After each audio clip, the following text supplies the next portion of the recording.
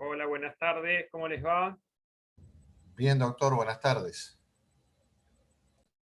Bueno, aprovecho mientras tanto para comentarles que hace un ratito les cargué en el campus, como hacemos siempre, el temario, que les sirve como una guía para que se queden tranquilos qué es lo que yo hago. Repasar con cada uno de los docentes cuáles fueron los temas que efectivamente se dieron, porque no queremos tomar cosas que no se dieron en clase ni aquellas de las cuales no tengan acceso al material. O sea que hago ese pequeño repaso y bueno, recién se los agregué en el campus, lo van a encontrar, a ver, acá están viendo, ¿no? La pantalla que les comparto. Sí, doctor. Bueno, ingresan acá a protocolo y temario, donde está anunciado, bueno, la metodología de examen, que es la misma del parcial anterior.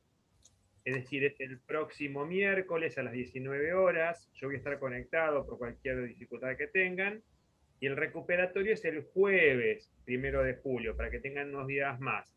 El examen se hace por Moodle, lo que ya sabemos, y al final, al pie del protocolo, está el archivito de Word, acá, temario general del segundo parcial, que bueno, obviamente lo abren, lo bajan y tienen el material disponible, así que no tendrían que tener ninguna dificultad. Por supuesto, de acá hasta el miércoles nos hacen las consultas que quieran por el campus, no tendrían que tener ningún problema, sobre todo por si les hace falta algún material. Y mañana la doctora García Minera les va a compartir para que hagan y para autoevaluación un trabajo práctico nada más, porque ella dio todos los temas.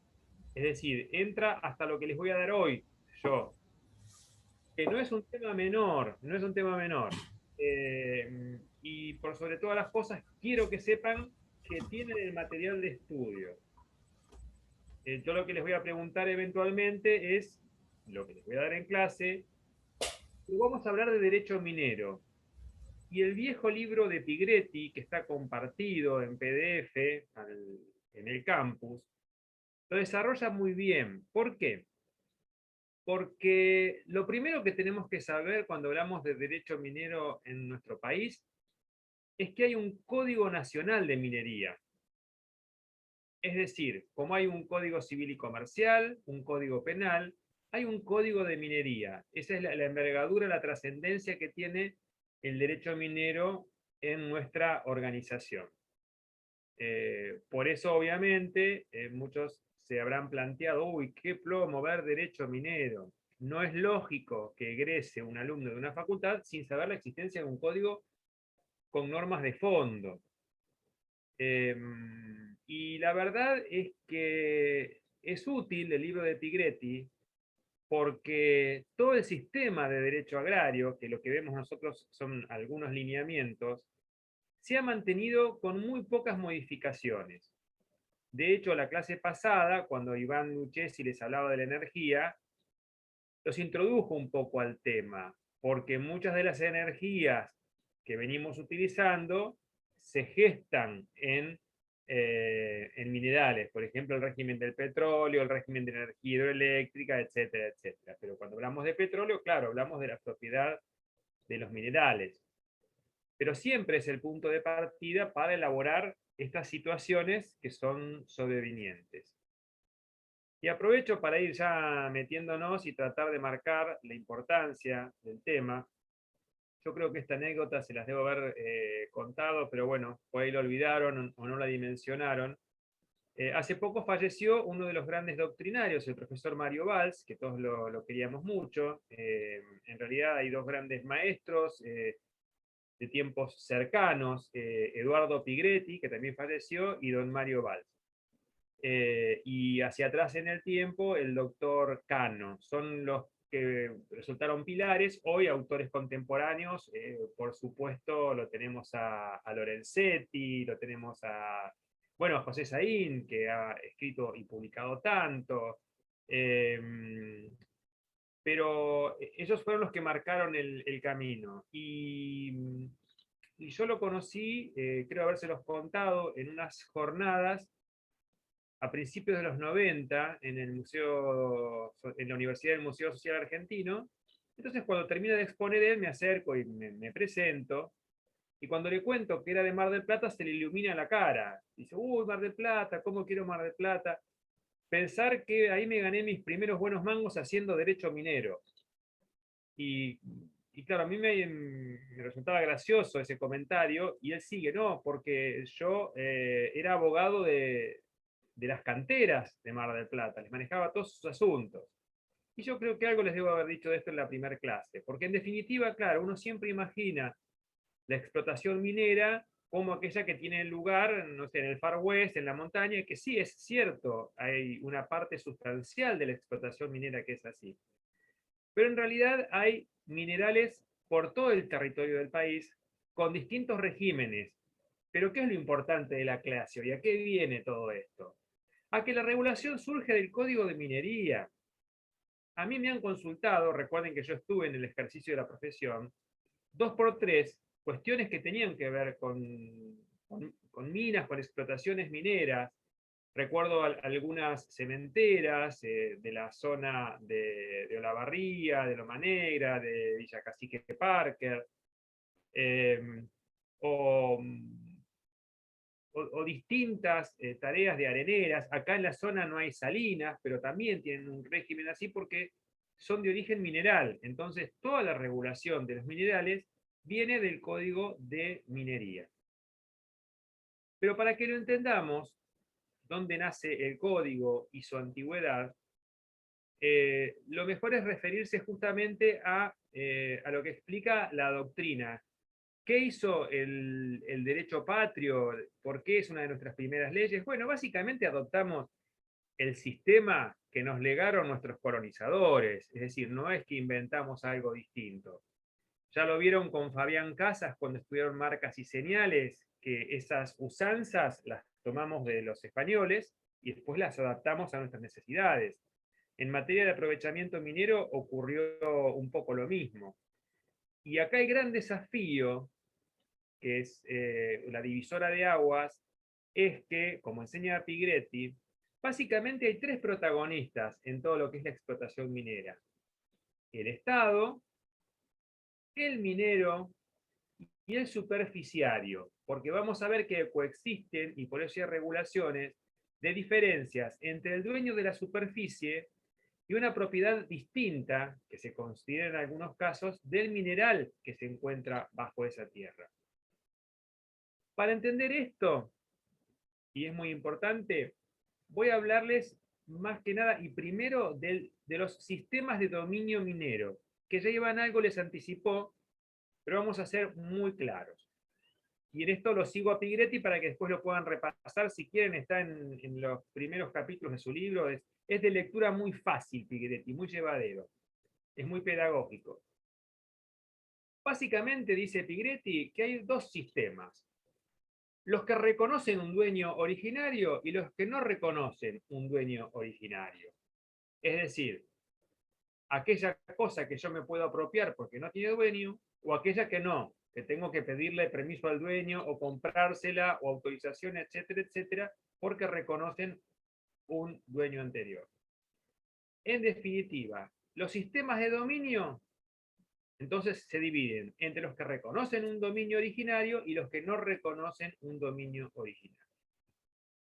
Dentro de los que reconocen un dominio originario está el sistema llamado regalista tradicional, que regalista viene de rey, porque se reconocía en el rey, podemos ir al señor feudal o podemos ir al emperador romano, pero aquel que se consideraba imbuido de potestades divinas o que era continuador de las deidades sobre la faz de la tierra, que era dueño de todo. Entonces, los minerales le pertenecían a él y por ahí el rey no se levantaba sus 100 capas de seda fina, como la canción de Sui Generis, Yo era el rey, y se ponía con el pico y la pala a explotar en los minerales, sino que lo hacía a través de sus vasallos, de sus esclavos, o de aquellas personas a las que las autorizaba, pero en definitiva que estaban extrayendo sus minerales. En los estados modernos, el rey ha sido reemplazado por el Estado. Entonces, hay un sistema de dominio originario donde se reconoce que los minerales son de propiedad del Estado. Otro de los sistemas de dominio originario es el conocido como civilista o de la accesión, donde no se considera que hay una separación entre el superficiario y el mineral que está bajo la tierra, porque el derecho de dominio de propiedad es el más amplio, es aquel que alguna vez estudiamos en Reales con el doctor de Rosa. Bueno, ustedes algunos están cursando ahora, pero cuando hablamos de dominio, esa suerte de figura que se proyecta desde el centro de la Tierra hacia el exterior, y bueno, todo aquello es el sistema de dominio, el aire que tengo y la profundidad. Bueno, una limitación, ¿cuál sería? Que hubiera minerales. Y que estuviéramos ante un sistema de dominio regalista. En cambio, si fuera civilista, no hay diferencia. Lo que está debajo y arriba de la tierra es todo del dueño de la superficie. Ese es un sistema. Entre los que no reconocen un dominio originario están los que Pigretti llama los sistemas nihilistas o de res nullius, que son todos aquellos casos en los que yo puedo apropiarme del mineral porque no tiene dueño. Simplemente encuentro el mineral y me hago de él. Es para mí, me hago dueño por el solo hecho de explotarlo. Y otro régimen parecido es el de la ocupación. Llega el minero, empieza a explotar la mina, y por el solo hecho de haber llegado él primero y estar explotándola, por el mero hecho de la ocupación, crea ese derecho. Ahora, esto que suena como una anécdota histórica, van a ver que traído a la realidad tiene absolutamente sentido y está regulado en el código. ¿Por qué? Porque volvemos. Cuando dijimos que había un sistema regalista y que el Estado es el dueño de los minerales, ese es el sistema por el cual optó nuestro código de minería. A poco que lo lean, el artículo 3, el artículo 7, ¿qué dice? Que los minerales son del dominio privado del Estado, en el que se encuentren. O sea que puede ser el Estado nacional, aunque prácticamente, bueno, no quedan territorios nacionales, pero en la época de la redacción del código sí, lo sabía. Ya ni la ciudad de Buenos Aires, tras la modificación constitucional, es territorio nacional. Las islas, Malvinas, Shetland, etcétera, etcétera, pertenecen a la provincia de Tierra del Fuego. Sí nos quedaría obviamente en la plataforma continental, fuera de las villas de jurisdicción provincial, pero pertenecen al dominio privado de ese Estado. Eso se traduce en algo que vemos en los diarios, que todos debemos saber, que hay provincias que son ricas por tener minerales, por ejemplo, las que tienen cuencas petrolíferas, como Neuquén y Río Negro. ¿Por qué? Porque ellas tienen fíjense, las regalías, volvemos al sistema regalista, las regalías que cobran por la extracción del petróleo, porque le pertenecen a ellas, independientemente de cómo sea el reparto, si primero lo cobra la nación, después se lo distribuye, pero las provincias son las dueñas de ese mineral. Ahora, ese es el sistema de dominio regalista tradicional, que es como se redactó nuestro código. Después, con el tiempo, el Estado moderno fue introduciendo algunas modificaciones porque de no participar en las actividades extractivas, empezó a intervenir. Tal es el caso de yacimientos petrolíferos fiscales. Cuando se crea YPF, y esto lo vieron en la clase pasada con el doctor Iván Lucchesi, vieron que intervino el Estado y creó un ente donde él mismo comenzó a actuar y a realizar actividades extractivas. Entonces, podemos resumir en que el regalismo tradicional se flexibilizó a un regalismo moderno, en el cual el Estado en determinados casos actúa. Y actúa, como han visto, en los minerales estratégicos, en los nucleares, en el petróleo, es decir, en virtud de leyes especiales. Entonces, de nuevo, ¿en qué sistema se enrola nuestro código? En el del dominio regalista, donde se reconoce un dominio originario. Esto que yo les cuento del hallazgo de petróleo no sucede en todas partes del mundo. Cada uno adopta su sistema. Siempre cuento la misma anécdota, acá no hay recursantes, pero yo siempre traigo a colación un capítulo de Los Simpson, donde Homero encuentra una mancha de petróleo en el jardín de su casa y sale feliz a gastar plata a cuenta porque se considera rico porque encontró petróleo en su casa. Al final del capítulo, después que se advierte que había sido una mancha de su auto rosa que había perdido combustible, entonces todo lo que gastó a cuenta después lo debía, pero eso tiene sentido en Norteamérica, donde el sistema es civilista. Por eso hay personas que son ricas, siempre recuerdo el caso de Bush, presidente padre y presidente hijo, que eran petroleros, porque en estados petroleros como Texas, el dueño del campo que encuentra petróleo, el petróleo es suyo. ¿Por qué? Porque hay un sistema civilista de la accesión. Es diferente que acá. Ahí, el dueño de la superficie es dueño de los minerales. Aquí, en general, en principio, los minerales son siempre del Estado, porque pertenecen a su dominio privado. ¿Por qué hice esta aclaración de que en principio? Porque el sistema no es uniforme. Ahora vamos a volver al dominio. Los cambios de tema. Nuestro código clasifica los minerales en 3 categorías. Y esto es muy importante, porque toda la estructura se maneja en el dominio y en qué categoría están los minerales. Es muy sencillo. Les pido un poco de atención nada más para recordar bien los nombres de la categoría, porque es muy importante. Y son primera categoría, segunda categoría y tercera categoría. Qué gracioso que estoy hoy. No, pero es así. Primera categoría, segunda categoría y tercera categoría. ¿Qué hace que un mineral esté en una o en otra categoría? Cuando es más importante el valor del mineral que el de la superficie, van a estar en la primera categoría. La gran mayoría de los minerales están en la primera categoría. ¿Cuál es? El oro, la plata, el cobre, etcétera, etcétera. Casi toda la tabla de los elementos de Mendeleev que estudiamos en la secundaria están todos ahí. ¿Por qué? Porque en general son mucho más valiosos los minerales que la hectárea de campo que está arriba, donde yo hago, no sé, cría de animales, algún sembradío, y ni que hablarles cuando se encuentran en zonas áridas, en esos campos extensísimos de la Patagonia o en la cordillera.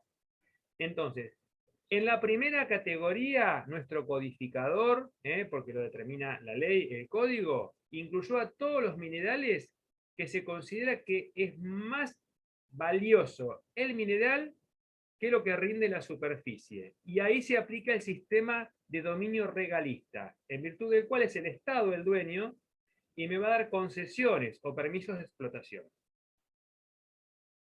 En la segunda categoría se aplica el sistema nihilista o de la res nullius. ¿Pero cómo? Son casos excepcionales, poco trascendentes desde lo económico, pero es el típico del hallazgo fortuito de una pepita de oro en un arroyo en Catamarca. Yo estoy pasando, no sé, un domingo, bueno, a mí que me gusta pescar, que suelo andar por ríos perdidos en la montaña, y de pronto encuentro una pepita de oro, una piedra preciosa.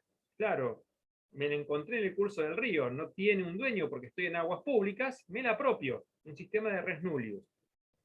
¿Está regulado así? Sí, está permitido y está previsto por el código, porque se suelen dar hallazgos de esa naturaleza. ¿Y a quién se lo voy a dar? Es para mí.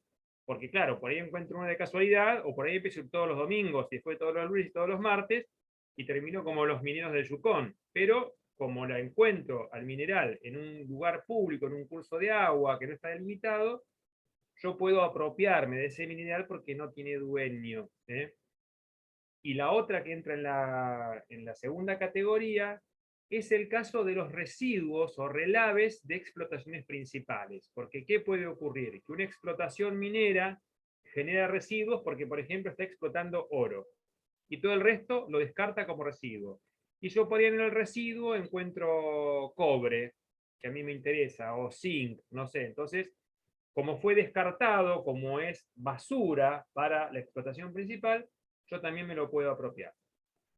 Esa es la segunda categoría, que está regulada y es la menos importante, la menos trascendente desde el punto de vista económico, pero fíjense que hay un sistema de res nullius. Y la tercera categoría, que es la más importante en la provincia de Buenos Aires, es aquella en lo que se da lo inverso a la primera, donde es más importante el valor de la superficie que el del mineral. O más aún, es inescindible la explotación de la superficie con el mineral, que es el caso típico de la cantera. Ustedes imaginen, ¿cómo hago una extracción de piedra de una cantera sin tocar la superficie? Es imposible. O una extracción de cemento, qué sé yo, de cal. Es imposible, porque son explotaciones que se hacen a cielo abierto. Entonces, en ese caso, ¿qué sistema se aplica? El civilista, donde el dueño de la superficie también es dueño del mineral que se encuentra sobre la misma. Entonces yo me compro un campo donde voy a explotar una cantera, voy a explotar una cementera. Por supuesto, tengo que cumplir con una serie de requisitos, pero tengo un sistema de accesión. Entonces ahora sí puedo hacer un repaso de dos temas que son los pilares. Ustedes van a decir, uy, ¿de qué están hablando? Estos son los pilares de toda la estructura del código. El dominio, y que reconoce o no un dueño originario, y las tres categorías de minerales. La primera categoría, que son los minerales de valor. La segunda, que podríamos decir que es de los desperdicios, o menor. Y la tercera, que son, como también los dice Tigretti, los de naturaleza pétrea o terrosa, porque se encuentran las piedras, las arenas, las salinas, todos aquellos en que es imposible diferenciar entre el superficiario y el mineral. Que insisto, la tercera categoría es la más importante en la provincia de Buenos Aires porque es el sistema que se aplica. Y como les decían al principio de la clase, ¿es importante? Sí, es una de las primeras productoras mineras la provincia de Buenos Aires, que también se los he dicho en la clase de presentación. Todo el cemento con el que se ha hecho el país ha salido de la zona de Loma Negra, de Olavarría, con la piedra de las canteras de Mar del Plata se han revestido chalet por todo el país, entonces realmente la producción minera de minerales de la tercera categoría es muy importante. Y es fundamental que los propietarios de esos minerales puedan cumplir con una serie de recaudos que vamos a ver ahora que están regulados en el código. Como siempre, aquí apunto yo en la enseñanza de esto, que cuando terminen la cursada sepan de la existencia de un código y ante la consulta del cliente puedan recurrir al código y tener medianamente sistematizado el aprendizaje, el aprovechamiento de ese código, que no sea un desconocido. ¿Qué vimos entonces? Los sistemas de dominio, para entender cómo lo regula el código, y las distintas categorías. ¿De qué hablé también? Bueno, de que el minero tiene que hacer sus trámites, tiene que pedir permiso, que el Estado le va a dar. Bueno, una de las grandes discusiones es si hay una verdadera propiedad minera, porque lo que da el Estado cuando los autoriza es una concesión. Sin embargo, no es la concesión propia o habitual del derecho administrativo, que es revocable, donde se reconoce la propiedad en cabeza del Estado, pero me permite explotar a mí. Qué sé yo pienso ahora, en un instante, en un balneario de Playa Grande. Yo sé que son todas concesiones, y yo digo es el dueño del balneario, pero si me pongo a pensarlo tranquilo, ¿es el dueño de la playa? No, no. Se la alquila al municipio. Bueno, eso es una concesión administrativa. En cambio, en el derecho minero, la concesión los torna en propietarios de los minerales de esa explotación minera. Por eso es tan importante la pata o la persona del Estado en este caso. ¿Pero qué Estado? Profe, si hace un rato nos dijo que pertenecían al dominio privado del Estado provincial, claro. Cada provincia tiene su propia autoridad minera. El código minero es uno solo, pero cada una ejerce como en la justicia. Hay un código civil y comercial para todo el país, pero existen los tribunales de la provincia de Buenos Aires con un código de procedimientos especial, en Córdoba otro tanto, en San Luis otro tanto. En derecho minero lo que cambia es la autoridad minera. En nuestra provincia, la autoridad minera, en la última reforma, que cada tanto tenemos alguna, y vieron cómo es nuestro país, un día hay un ministerio, otro día no está, un día es secretaría, después es subsecretaría. Pero siempre hay, cargos hay para todos, en el gobierno que sea, cargos siempre hay. Bueno, actualmente en el Ministerio de la Producción de la provincia de Buenos Aires hay una subsecretaría de minería. Entonces, ¿qué tenemos? Una autoridad administrativa. ¿Por qué aclaro esto? Porque en otras provincias la autoridad es judicial, hay jueces de minas. Y en otras provincias hay una autoridad mixta, administrativa y judicial. Es decir, cada provincia se la ha organizado para sí mismo. Está claro, si alguno se toma el trabajo de leer el código de corrido, va a ver que hay una referencia genérica a la autoridad minera y nunca se aclara cuál es, porque la verdad es que el autor del código fue Rodríguez, se lo conoce como el Código Rodríguez, que era un gran jurisconsulto argentino de fines del siglo XIX, ahí estoy bien, siempre dudo, de fines del 1800, que había hecho el proyecto que es Código de Minería en Chile, un país eminentemente minero, pero con una particularidad. El sistema político chileno es unitario, tiene un gobierno central, de hecho no tiene provincias, tiene regiones. Entonces, todas las referencias de Rodríguez hacían alusión a una autoridad única. Con nuestro sistema federal, por lo menos en el discurso, aunque en minería se ve bastante el federalismo, sobre todo por el sistema de reparto de las regalías, es bastante federal el derecho minero. Cada provincia se da su distinto o su diferente autoridad minera. ¿Qué les quiero transmitir yo? Que nos corresponde a nuestra provincia, que es administrativa. De hecho, si tienen alguna inquietud, o lo pueden hacer mientras ven la clase, se abren una ventanita, pongan subsecretaría de minería y van a ver al pie que están las distintas ventanas o solapas que les da la autoridad para pedir guías para el transporte del mineral, explotación, etcétera, etcétera. Las distintas diligencias o medidas que hay que pedirle con autorización a la, otra vez, autoridad administrativa minera de nuestra provincia. Ahora, ¿qué me pide a cambio el Estado? Porque hasta ahora sonó muy lindo. Me dijo, explotar los minerales. ¿Me pide algo a cambio? Y la verdad que sí. El conjunto de obligaciones que la ley le impone al minero se llaman obligaciones de amparo. Si yo les pregunto qué es el amparo minero, no piensen en la figura del derecho procesal ni en la que vimos nosotros con el amparo ambiental. No, no, no. El derecho minero tiene su propia terminología. De hecho, la mina, el lugar de explotación, no se llama mina, se llama pertenencia en el derecho minero.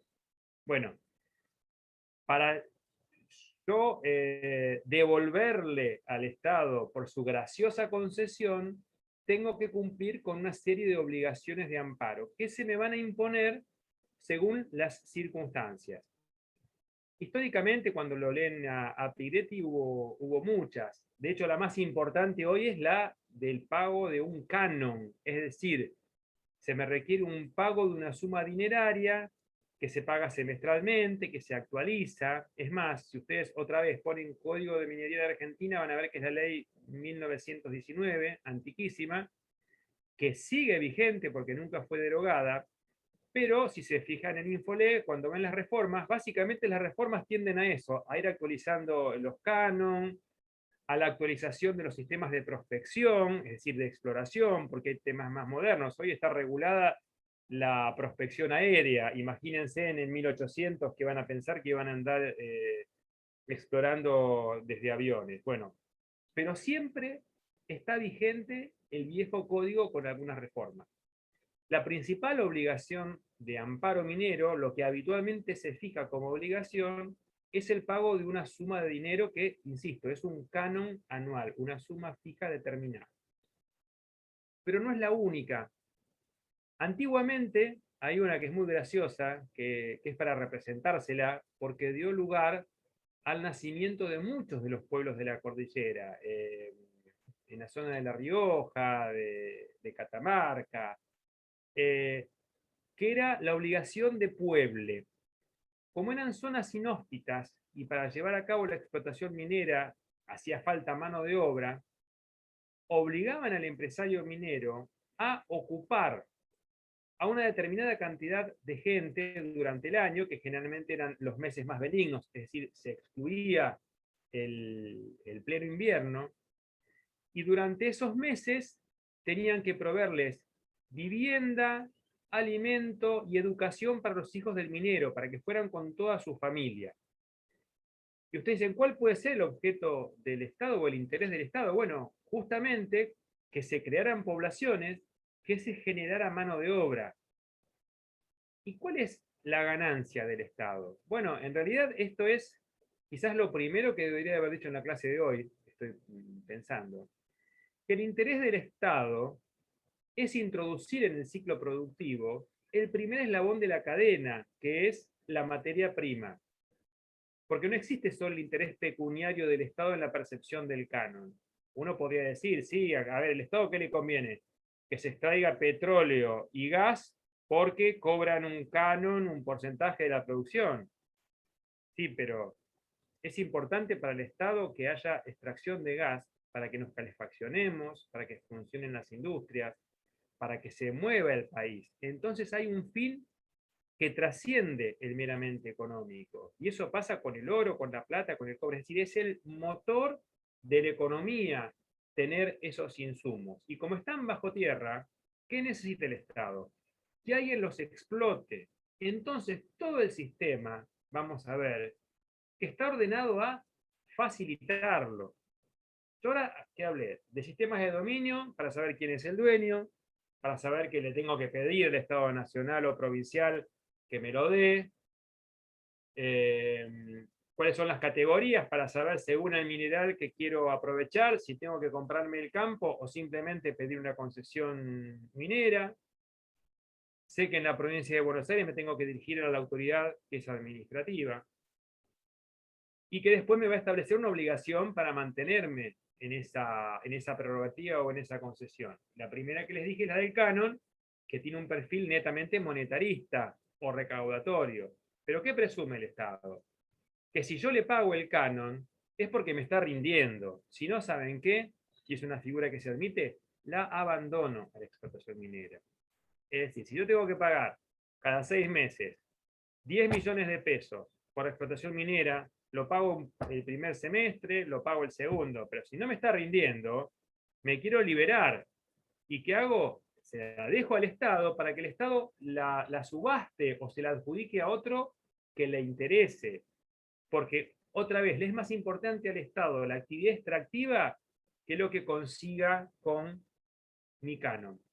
Y es lo que pasaba en las obligaciones de pueblo. Me viene a la cabeza, no sé, pueblos hermosos de La Rioja como Famatina. Así arrancaban, porque la empresa minera tenía que crear el pueblo y después la gente se quedaba.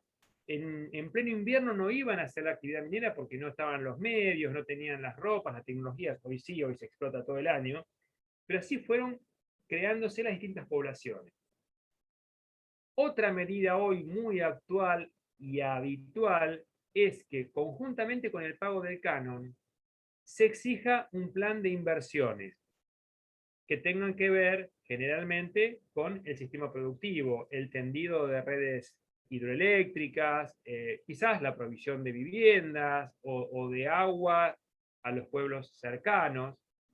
Miren, un caso paradigmático que tiene que ver con una producción mineral es la planta de Aluar en Madrid, que tuvo que hacer su propia represa hidroeléctrica para generar la energía e hizo la represa de Futaleufú, que linda con la ciudad de Esquel, con el Parque Nacional Los Alerces, se hizo un embalse y genera energía hidroeléctrica que luego la transporta a unos 600 kilómetros de la cordillera hasta la costa, pero esa misma planta después sirvió para proveer de energía a toda la zona. A Madryn, por supuesto que está al lado, pero también a Trelew, a Rawson, a Gaiman, a Esquel mismo, a toda la zona. Entonces, la inversión que hizo la planta Fabril generó mejoras para toda la zona, sobre todo en la época en que se hizo. Hoy tenemos un sistema interconectado nacional que por ahí podría haber prescindido de esa obligación. Pero en la oportunidad en que se hizo, favoreció a todos. Pero bueno, ¿qué son las obligaciones de amparo entonces? Las cargas que debe cumplir el minero mientras sigue en su explotación, que no tiene un límite temporal. Yo aprovecho la mina hasta que agoto la beta, es decir, el afloramiento del mineral. Ese es el límite mientras continúe con el cumplimiento de mis obligaciones de amparo. Otro tema que es importante y no es menor es que, como yo les decía, el Estado tiende a que el mineral sea descubierto. El mineral que está bajo tierra y no sabemos que existe no le interesa al Estado. Entonces, que hay un incentivo permanente a la exploración minera. El código tiene regulado muy bien la exploración y la explotación.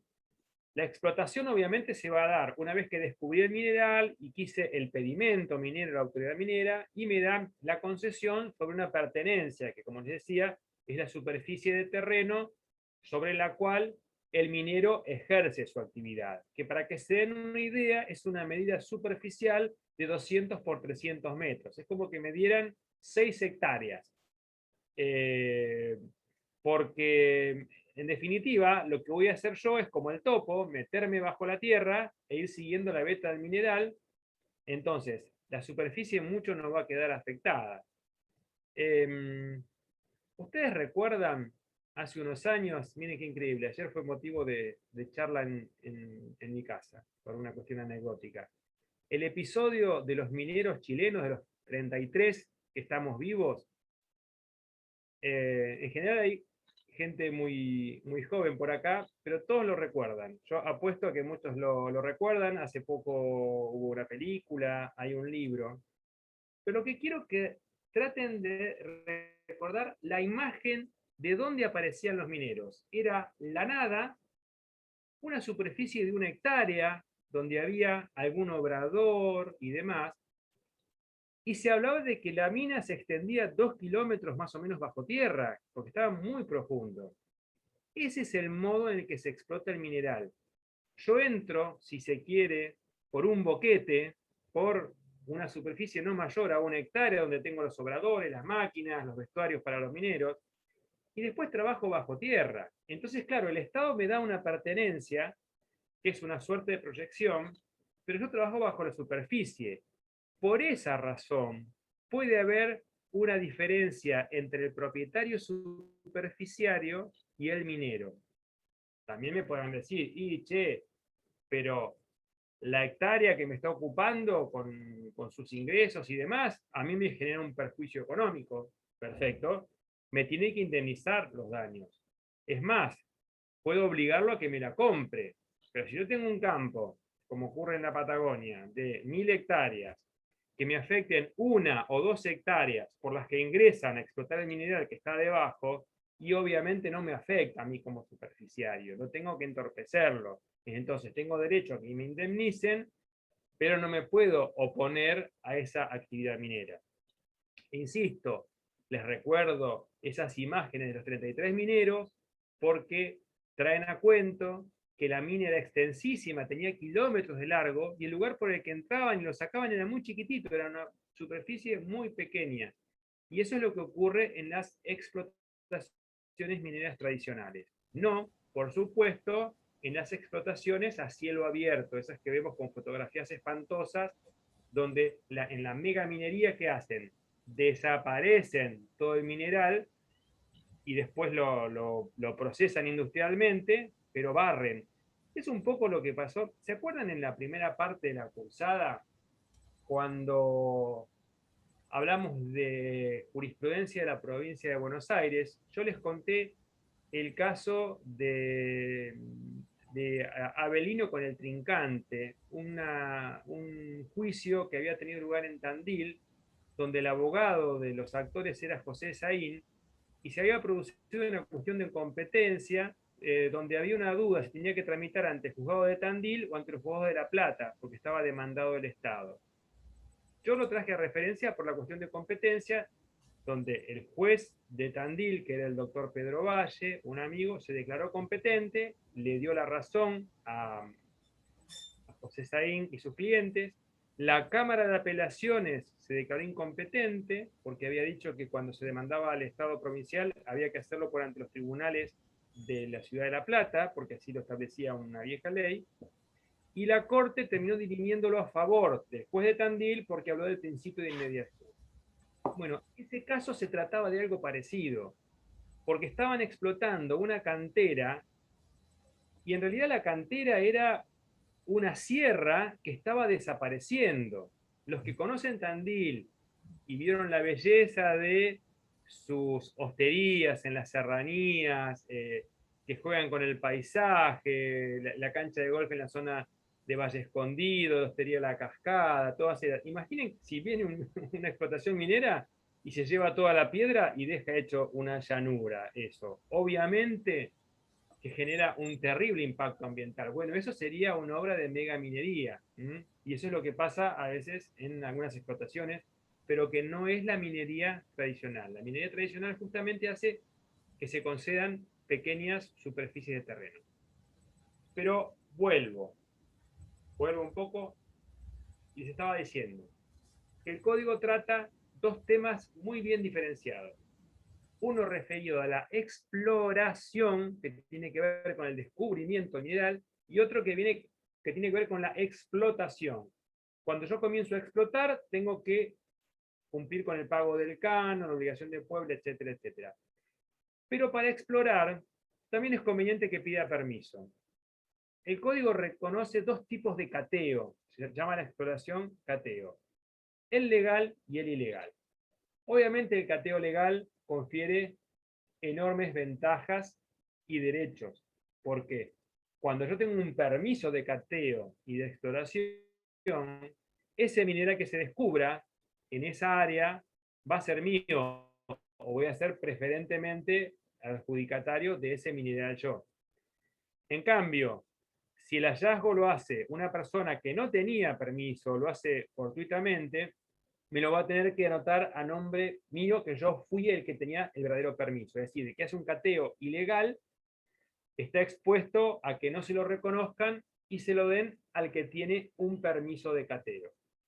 Ahora, en cambio, si en virtud de un cateo ilegal se produce un hallazgo de un mineral y ahí no hay ningún permiso de exploración, eso genera un derecho de preferencia para el cateador ilegal, porque aunque lo hizo de manera fortuita o no regulada, hizo aparecer el mineral, que es en definitiva lo que le interesa al Estado. Pero bueno, justamente como la tarea de exploración es muy costosa, se confieren estas prerrogativas. Según el tipo de mineral que esté buscando, será mayor o menor la superficie o más o menos extendida en el tiempo. Eso también está reflejado en el código.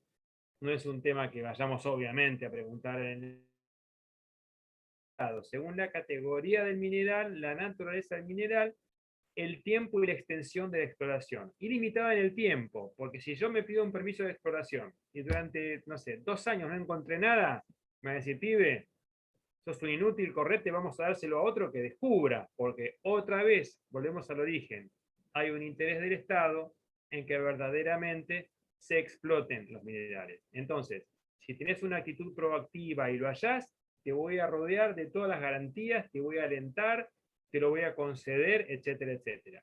Pero mientras trabajes. ¿Y qué vimos hasta ahora? Vimos sistemas de dominio, que reconocen o no un dominio originario o no. Vimos las 3 categorías de los minerales.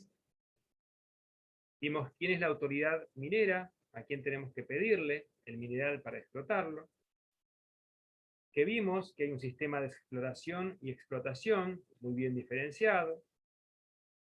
Vimos también las obligaciones que tiene que cumplir el minero para conservar la propiedad de la mina, que básicamente es el pago de un canon, u otras obligaciones. Y una cuestión no menor, que es importante porque también tiene que ver con nuestra incumbencia, es el de la responsabilidad del minero.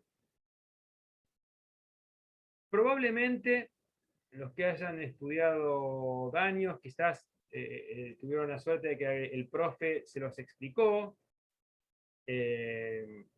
Hablábamos, yo no sé quiénes de ustedes, bueno, ya quedan poquitos que se han estudiado por el Código Civil, en general todos han estudiado por el Código Civil y Comercial, pero cuando estudiábamos por el Código Civil hablábamos de la reforma de la Ley 17711, que fue una de las más importantes, que reguló el artículo 1113, o había modificado el artículo 1113, que establecía un sistema de responsabilidad objetiva, donde el dueño o guardián de la cosa peligrosa respondía.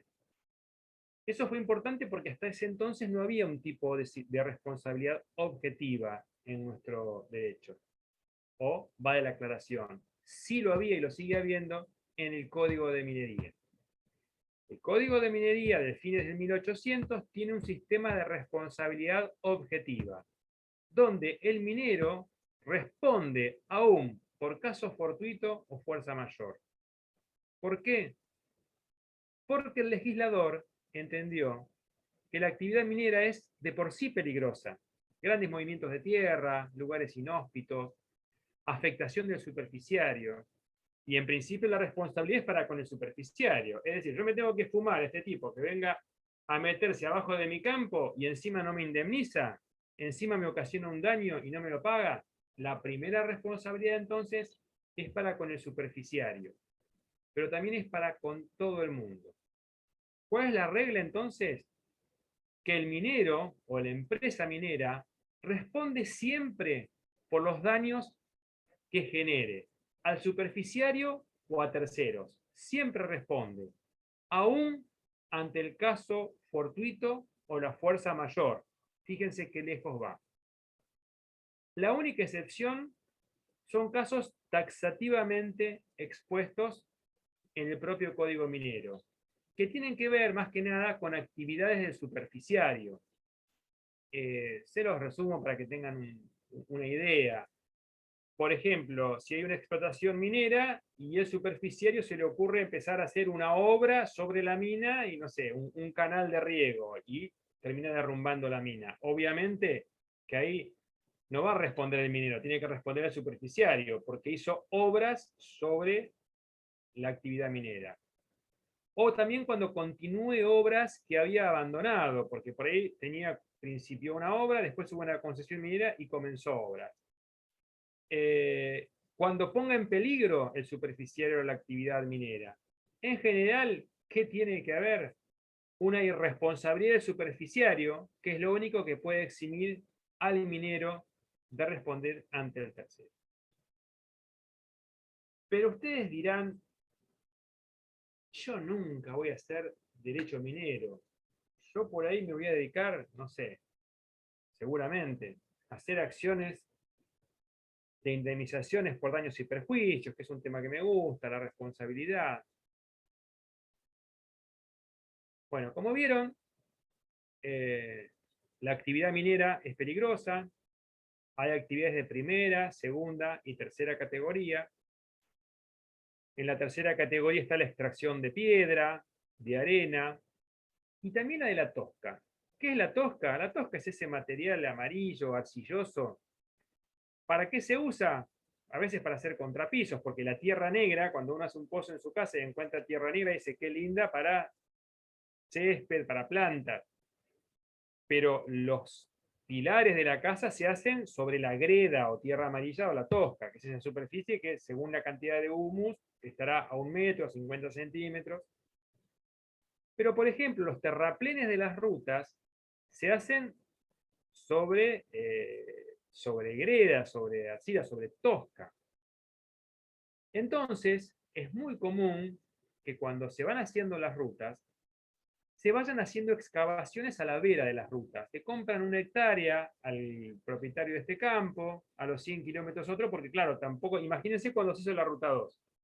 Si yo le compro el campo a un vecino de, no sé, de Camet, del aeroparque, cuando estoy haciendo el tramo del terraplén de la ruta, no sé, hasta Iboratá, me es económico, pero si después tengo que andar llevando la Tosca hasta Dolores, me va a salir carísimo en transporte. Entonces, ¿qué se van haciendo? Van comprando distintas hectáreas que van quedando a la vera de las rutas. Presten atención en algún próximo viaje, que se ven como pequeñas lagunitas cercadas.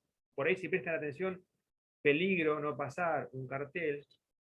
¿Qué sucede? Hace muchos años, en Dolores, se plantea un juicio porque unos chiquitos, un día de verano, se habían ido a una de esas lagunas que quedan formadas, porque cuando yo excavo la Tosca, ya no drena el material, se llenan de agua, se habían metido a jugar, a nadar, y claro, no pudieron, se patinaban en las paredes, no pudieron salir, se terminan muriendo ahogados.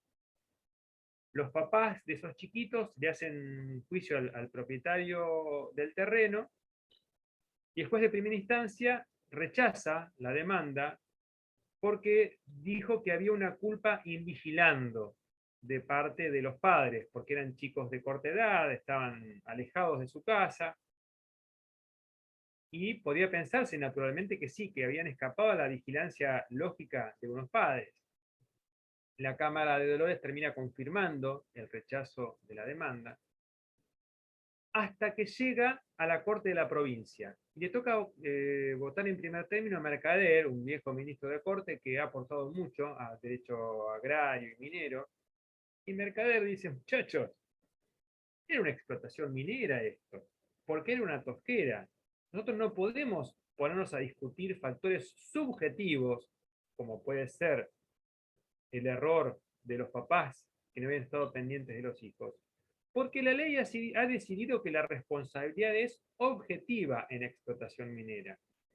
En virtud de eso, revocó el fallo de la Cámara y condenó al titular de la explotación minera, aunque había quedado ya abandonada, pero tenía un titular dominial, y esa empresa o esa explotación minera y los que se hubieran beneficiado de ella tuvieron que indemnizarlo. ¿Por qué? Porque se aplicó un sistema de responsabilidad objetiva. Actualmente está tramitando en algún tribunal de Mar del Plata, yo no lo sé, no me ha tocado a mí el caso, esto obviamente no es no sé si me tocará, pero no es un adelantamiento de opinión. Hace unos años unos chicos también andando en la zona de las canteras de Batán en un cuatriciclo se terminan cayendo al vacío y se matan. Y por supuesto los vecinos se quejaban de la responsabilidad de la vieja empresa, creo que era, me parece que era la CEO, la de la cantera, que está en quiebra, etcétera, etcétera. Pero lo primero que pensé yo, que conozco de este tema, y ahora ustedes también, los 14 que me están acompañando en la clase de hoy, espero que los demás lo estudien o vean la clase grabada, que yo lo que tengo que buscar es la responsabilidad objetiva del derecho minero, porque minero responde siempre, sea la actividad minera de primera, segunda o tercera categoría, porque lo previó el legislador, intuyendo que es una actividad rentable, pero de riesgo. Esto mismo, para ir un poco redondeando la clase, es lo que siempre les dije desde el comienzo. Hay institutos de algunas ramas del derecho que uno termina aprovechando para otras. Fíjense que yo les dije hoy, miren, responsabilidad objetiva de la actividad minera, que ustedes quizás nunca hagan, insisto, derecho minero, pero por ahí tengan que responsabilizar a alguien que se lastimó, perdió la vida en una cantera, en una salina, en una arenera, con tantos accidentes de motos y cuatriciclos que hay en la zona de las areneras. Habría que ver la responsabilidad del minero y el permiso o la concesión que tenga. Lo mismo pasa con la propiedad de los semovientes, que vieron con Fabián. Y no, yo por ahí nunca voy a ser abogado de consignatarios de Hacienda ni agropecuario. Pero por ahí viene un día un cliente y te dice, doctor, se me cruzó una vaca. ¿Y a quién le reclamo? Y ustedes le van a decir al dueño de la vaca. ¿Y cómo sé quién es el dueño de la vaca? Y porque la vaca estaba marcada. Entonces hay una presunción de que el titular de la marca es el propietario del animal y responde porque hay una responsabilidad objetiva del dueño o guardián de la cosa. Entonces yo no soy agradista. Fui a hacer un reclamo por daños y perjuicios derivado de que me llevé por delante una vaca. Se me cruzó una vaca en el camino. Pues más, yo en la profesión hacía mucho derecho comercial y derecho concursal, sobre todo.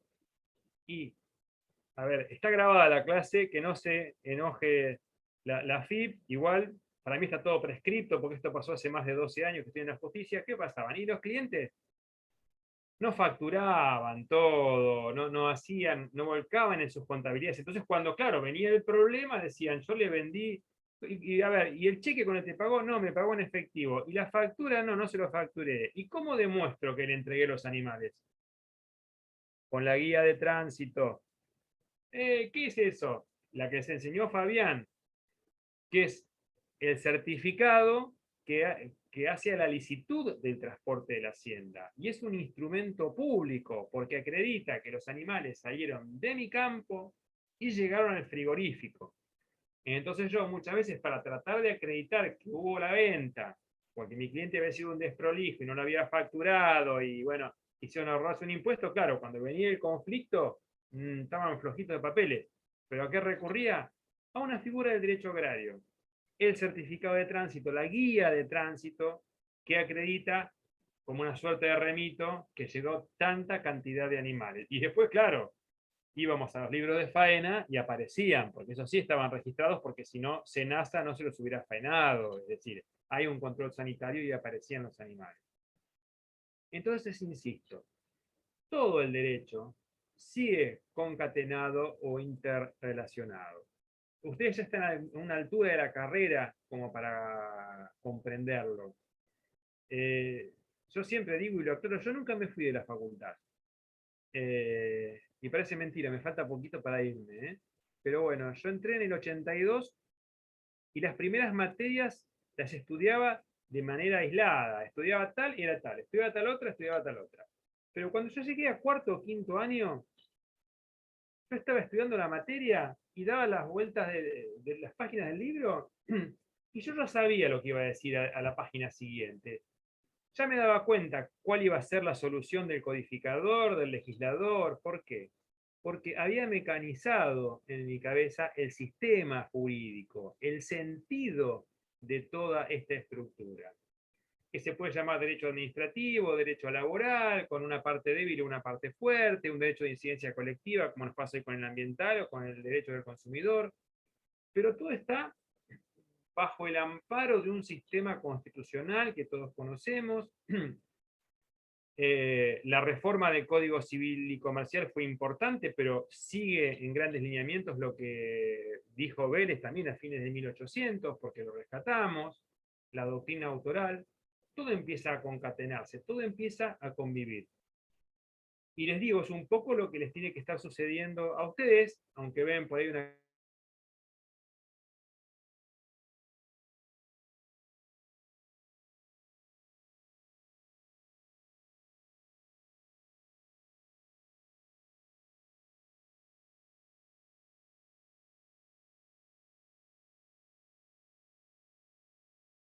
el que plantea, el que lo ilustra o el que lo convence al juez. Y lo importante es eso, que ustedes vayan aprendiéndolo. Bueno, no les quiero dar mucha más clase, hace una hora que estamos y he hablado bastante hoy. Esta clase va a quedar grabada por si después quieren repasarla. Alguna preguntita van a tener sobre el tema. Les recuerdo, les puse ya compartido el material que va a ser materia de evaluación. Están los textos, creo que tienen todo. La verdad es que en el primer parcial, sobre 60 alumnos, creo que solamente les fue mal a 3. No deberían tener dificultades. Por supuesto tienen parcial y recuperatorio y nos tienen disponibles para cualquier inquietud. Mañana, insisto, Gaby no les va a dar ningún tema nuevo, les va a compartir un trabajo práctico para autoevaluación y ya Fabián sí me avisó que el martes que viene se quedó muy contento con la clase de ayer, que hicieron una clase práctica de contratos agrarios, eso fue fantástico, estaba feliz Fabián. Así que quedamos en el examen. Algunos de ustedes los conozco, yo nunca hago nombres, pero los veo en la cámara, sé quiénes son, y a otros no. Espero tener el placer de que un día volvamos a la facultad y me crucen y me digan, profe, yo fui tu alumno, fui tu alumna, porque realmente me gustaría, es como me gusta trabajar a mí, esta vez no se pudo, muchos mirarán los videos, pero yo de corazón, después de tantos años de docencia, siento que me debo y que necesitaría seguir estando presente. Así que les pido, tengan oportunidad cuando me crucen de decirme, eras un plomo, pero fuiste mi profe. Así yo me quedo tranquilo, que sé que cumplí. Bueno, las preguntas que quieran, vamos. Profe, yo tengo una duda. Dale, Julieta, No sé si se decime. escucha. Sí, sí, perfecto. Sí. Cuando nos dijiste de que el minero o la empresa minera es responsable, sería, ante el caso fortuito, sería responsabilidad objetiva, ¿no? Claro, siempre responde. Es decir, yo no podría decir, por Sí, ejemplo, sí, uy, sí. mirá, Ok. hubo un temblor de tierra y se produjo un daño. Respondo igual. ¿Por qué? Porque yo debería apuntalar toda la explotación minera para no afectar al superficiario. O no, se me detonó un depósito de explosivos que yo utilizo. ¿Por qué? Porque siempre es objetiva la responsabilidad. Respondo siempre. Y lo sé desde que asumo que voy a desarrollar esa actividad. No es que, uy, ¿cómo no me dijeron antes? Yo lo sé desde el inicio, porque es muy rentable la actividad minera. Realmente es muy rentable, pero también requiere de mucha inversión y se sabe que es de riesgo.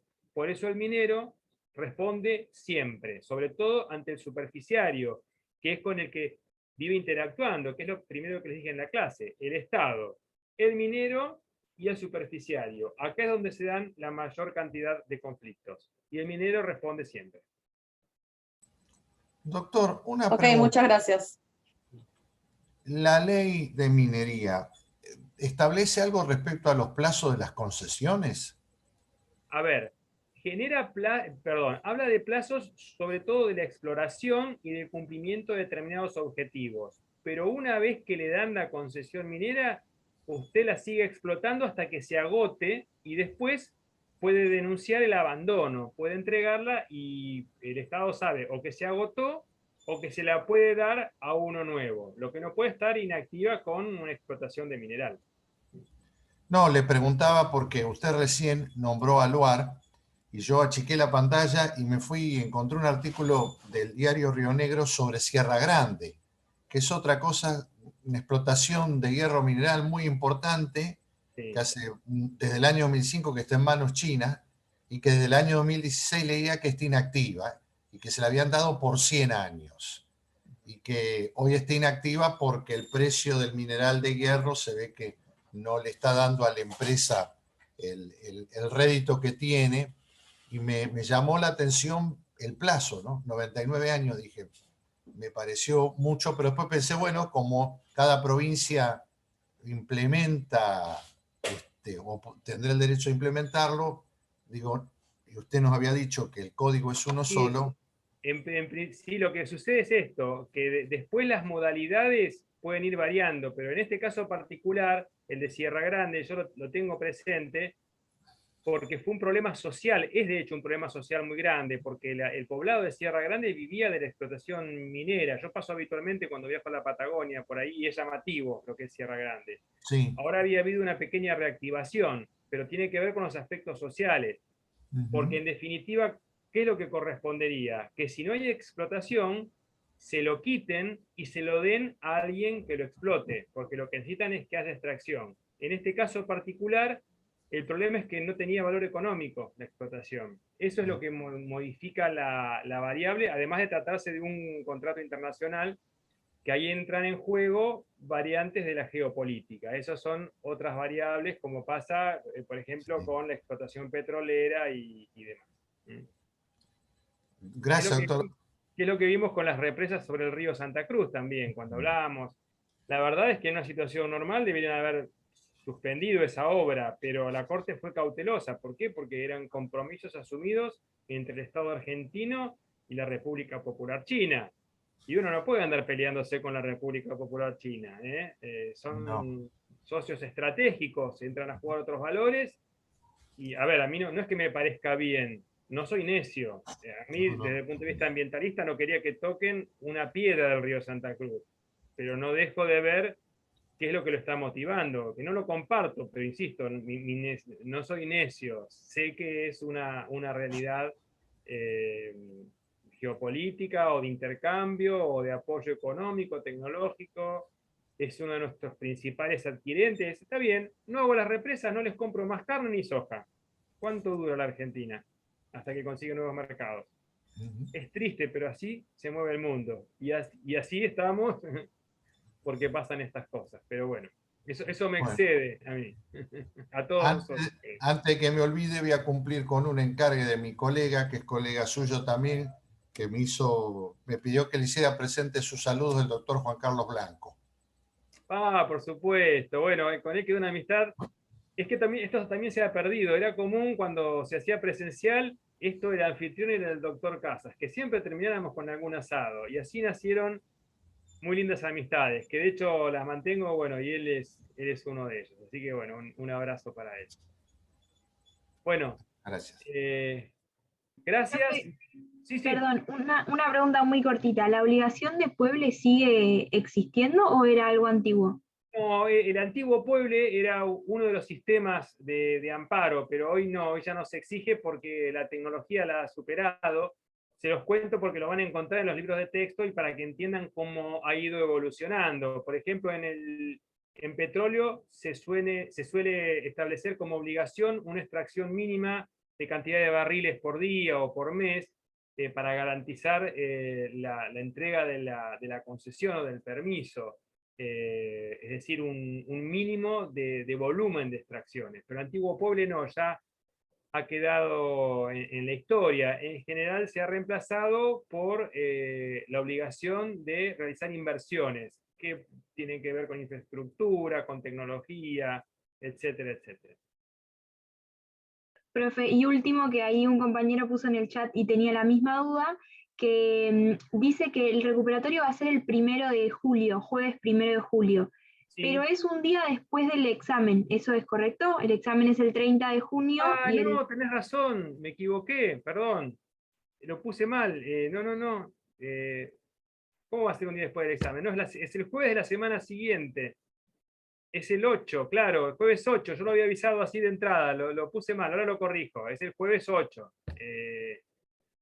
Claro, mire mal en el almanaque. El miércoles que viene es 30 de junio y es el jueves 8 el recuperatorio. Gracias por decírmelo, ya lo corrijo. Estaba puesto en el protocolo al inicio, me confundí cuando se los dije. Gracias, ya lo voy a corregir en el campus. Bueno, gracias. Nos vemos en el examen Doctor. y cualquier Muy pregunta. buena clase, profe. Muchas gracias. Muchas gracias. Tarde. Gracias.